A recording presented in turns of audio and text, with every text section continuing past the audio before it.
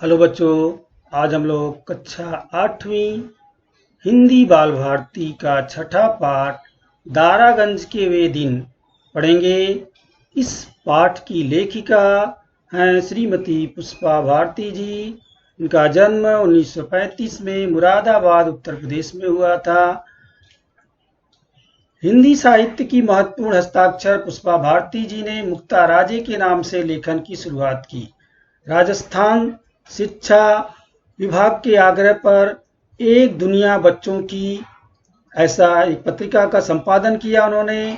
आपको रमा पुरस्कार, स्वजन सम्मान, भारतीय गौरव पुरस्कार, सारस्वत सम्मान प्राप्त हुए हैं।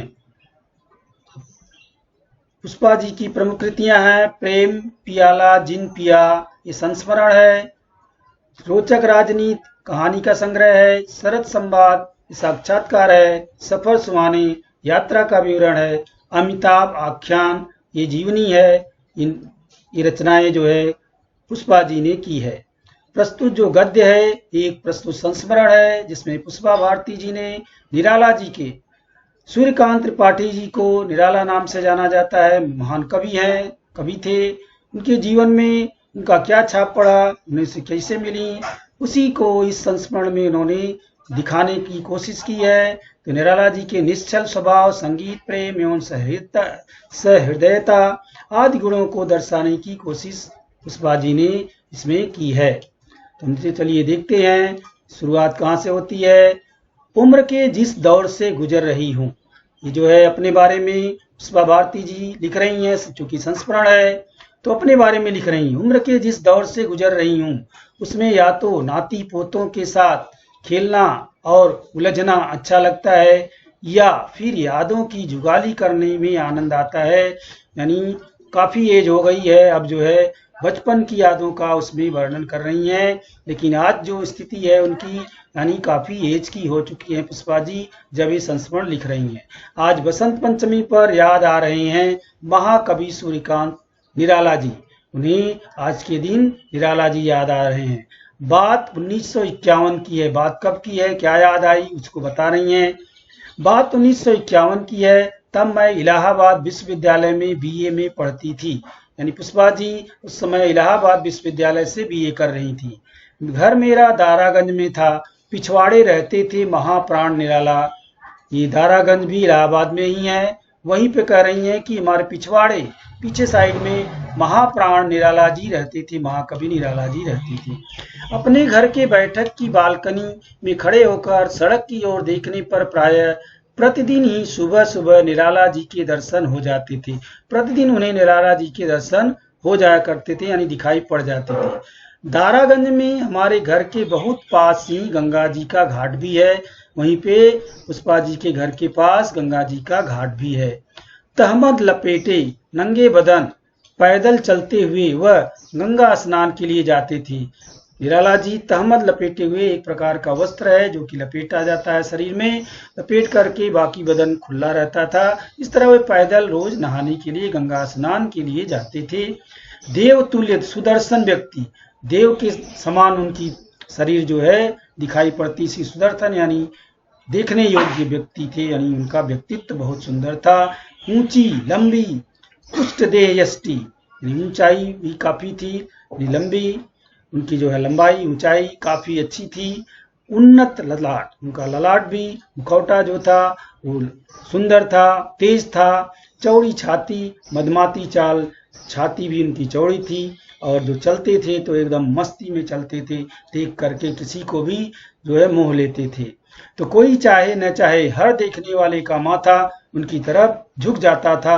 हाथ प्रणाम की मुद्रा में खुद ब खुद जुड़ जाते थे। उनके व्यक्तित्व के आगे सभी लोग नतमस्तक हो जाते थे, उन्हें प्रणाम कर ही देते थे। तो एक दिन तो ऐसा सौभाग्य मिला कि उन्हें ऐसा एक सौभाग्य मिला, अवसर मिला कि यूं दूर से प्रणाम न करके मैंने सामने से साक्षात उन्हें आते देखा और प्रणाम किया। यानी उनके नजदीक पहुंच गई पुष्पा जी, उन्होंने उन्हें प्रणाम किया। मैं गोदी में अपने बहुत सुंदर नन्हे मुन्ने भतीजे के को लिए थी। उनकी गोदी में एक छोटा सा बालक जो कि उनका भतीजा है उसे लेकर वो थी। उन्होंने उनका नाम पूछा तो मैंने बताया कि मेरी माँ ने इसका नाम दिव्य दर्शन रखा है। कवि जी ने, निराला जी ने उस छोटे बच्चे का नाम पूछा तो पुष्पा जी ने बताया कि मेरी माँ ने इसका नाम दिव्य दर्शन रखा है। तो बड़े प्रसन्न हुए और मेरी गोदी से उसे अपनी गोद में ले लिए।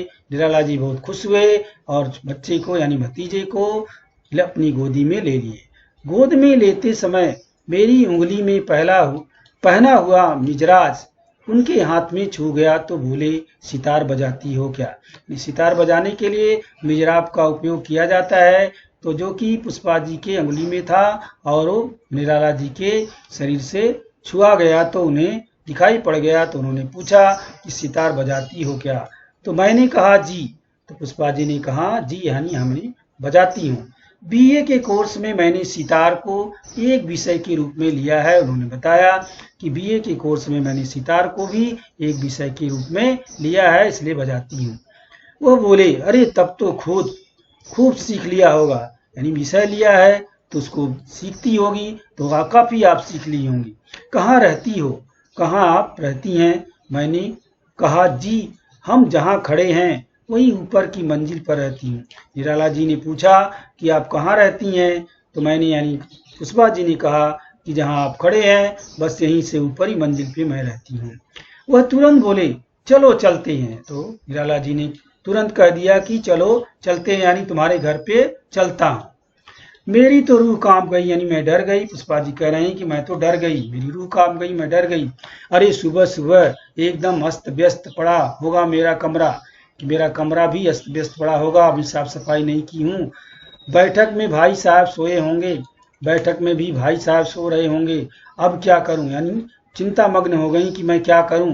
अब ऐसे जो है घर पे ले जाना ठीक नहीं लग रहा था उन्हें, पर भला उन्हें मना भी कैसे किया जा सकता था, क्योंकि अब इतने बड़े सज्जन, इतने बड़े महान व्यक्ति ने घर जाने का आग्रह किया है तो उन्हें मना भी नहीं कर सकती थी, इसलिए उनको लेकर चल दी। रसोई से बाहर आकर मेरी भाभी ने चरण स्पर्श किए। घर पे पहुंचने के बाद उन्हें बैठाया मैंने, यानी पुष्पा जी कह रही हैं, वहां से रसोई में भाभी जी काम कर रही थी, उन्होंने आकर के उनका चरण स्पर्श किया तो उन्हें स्नेहिल आशीर्वाद मिला, यानी उन्हें निराला जी ने स्नेह भरा आशीर्वाद भी दिया। वह बोली, अहो भाग्य हमारे, पधारिए चाय बनाती हूँ। भाभी जी ने कहा कि अहो भाग्य, मेरा सौभाग्य है कि आप जैसे महान व्यक्ति हमारे घर पे पधारे हैं, बैठिए मैं आपके लिए चाय बनाती हूँ। तो वे बोले, उन्होंने कहा चाय नहीं, हमें तो बिटिया का सितार देखना है। उन्होंने कहा कि मैं चाय नहीं पीने आया हूँ, चाय नहीं चाहिए, मैं तो बस बिटिया का सितार देखने आया हूँ, आप चिंता मत करिए। मेरे गुरु पंडित लालमणि मिश्र जी ने मुझे बहुत अच्छा तरफदार सितार सिखाया है।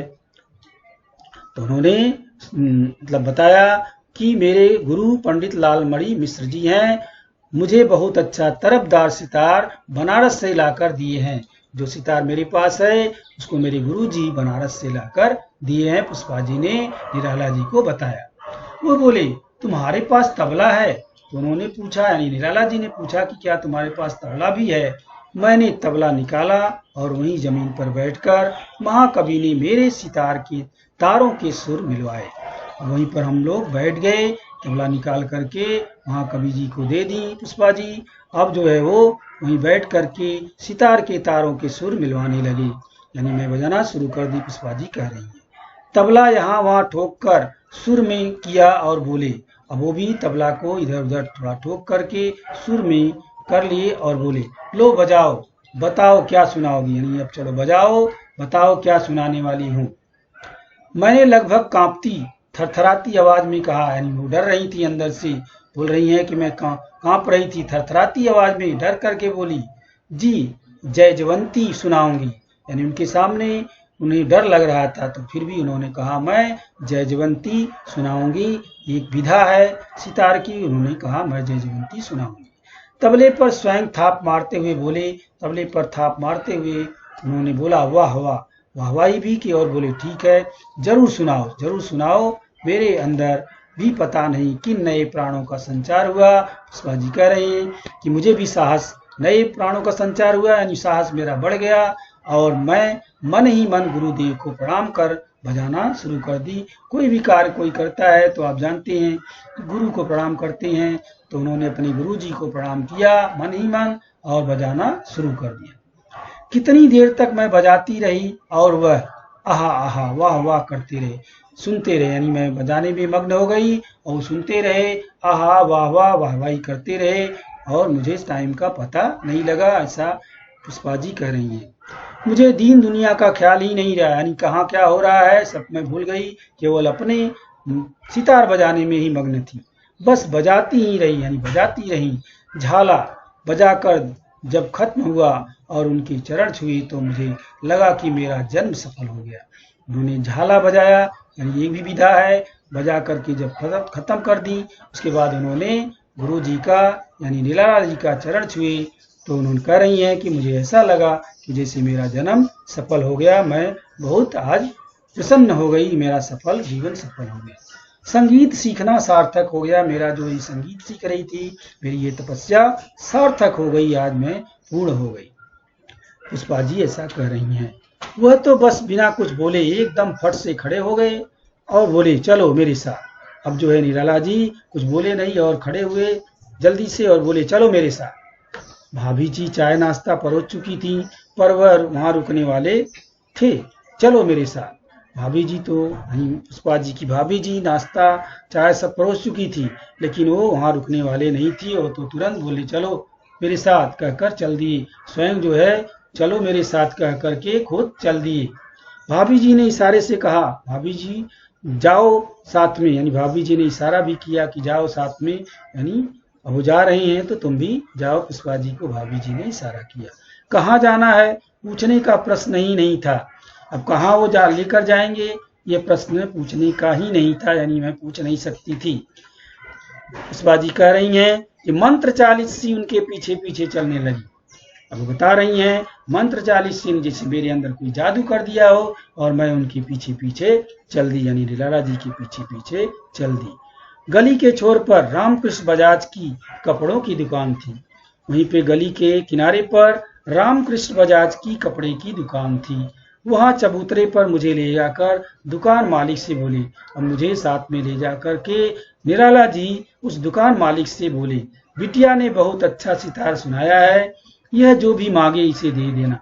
उस दुकानदार को उन्होंने कहा कि बिटिया ने बहुत अच्छा सितार मुझे सुनाया है, यह जो भी मांगे यानी जो भी कपड़ा ही मांगे इसे दे देना। भले ही सिल्क का थान मांगे तो भी ना मत करना, यानी सिल्क महंगा कपड़ा है, चाहे सिल्क भी मांगे तो मना मत करना, थान निकाल के दे देना।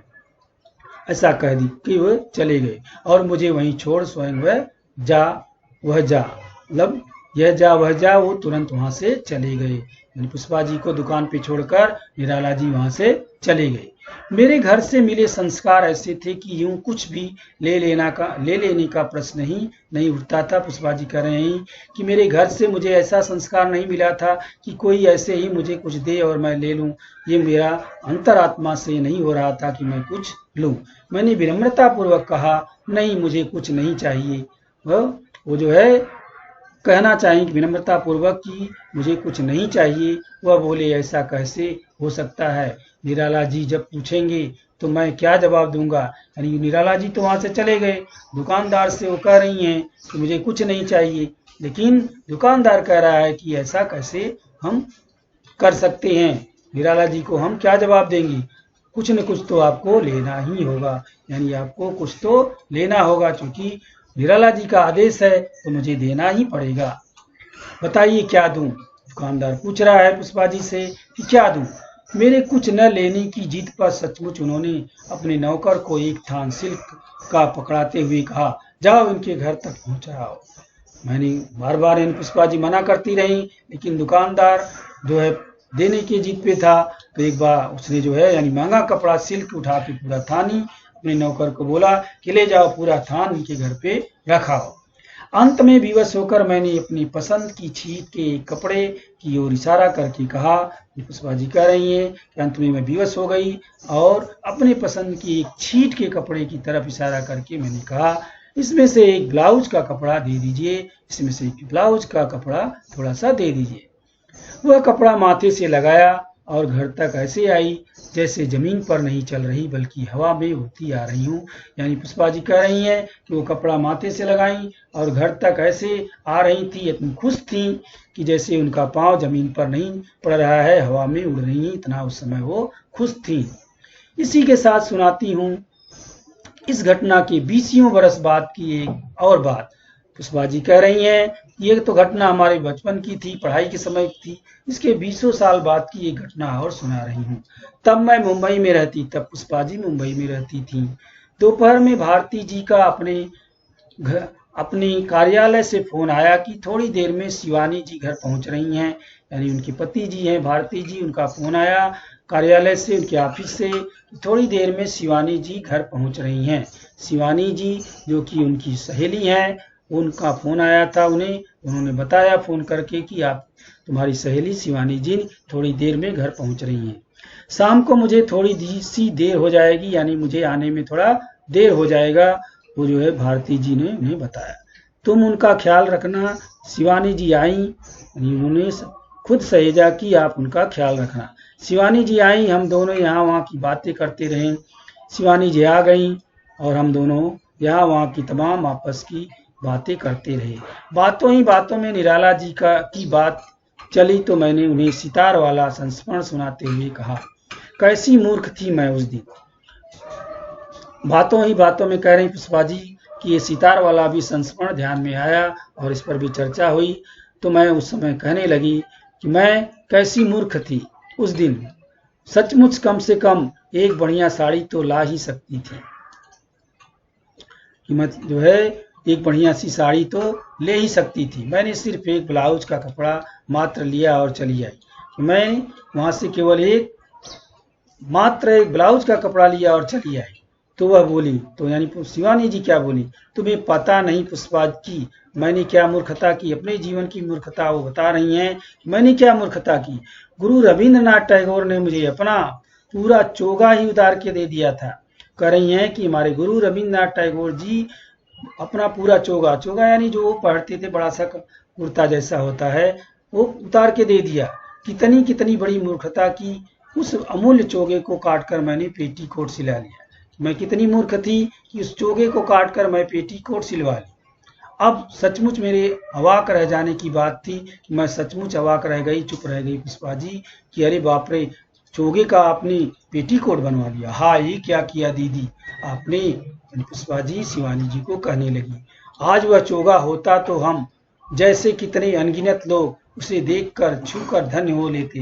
यानी ये चीजें हमें ध्यान से सजो करके रखना चाहिए था। अगर आज ये होता तो उसे देखकर छूकर कितने लोग धन्य हो जाते।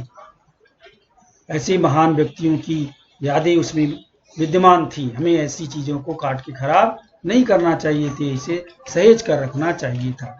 अपनी स्मृति की मंजूषा में ऐसे अनगिनत मणि मोती समेटे और भी अनेक मूर्ख और महामूर्ख होंगे जरूर। इस तरह दोनों बातें कर रही हैं कि अपनी स्मृति की मंजूषा में ऐसे और भी अनगिनत माणिक मोती जो हैं वो समेटे हुए मूर्ख और महामूर्ख और भी होत होंगे।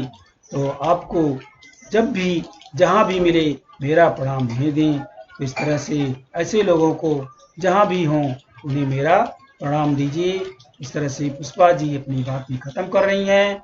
तो हम भी आज का सेशन यहीं पे समाप्त करते हैं। धन्यवाद।